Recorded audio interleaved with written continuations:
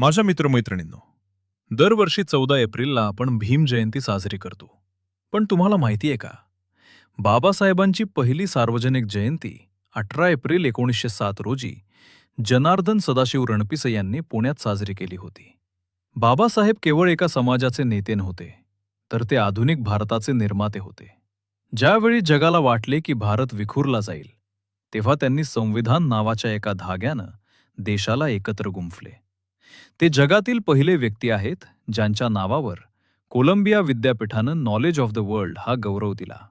त्यांच्याबद्दलची सर्वात युनिक गोष्ट म्हणजे त्यांची 64 विषयांवर मास्टरकी होती आणि त्यांच्या खाजगी लायब्ररीत 50,000हून अधिक पुस्तकं होती. आज त्यांची जयंती साजरी करताना फक्त त्यांचे फोटो लावू नका, तर त्यांचे शिका, संघटित व्हा आणि संघर्ष करा हे विचार डोक्यात ठेवा. कारण गुलामाला गुलामीची जाणीव करून दिली की तो बंड करून उठतो, हे त्यांनी सिद्ध केले आहे. एवढे बोलून मी थांबतो. जय भीम, जय भारत.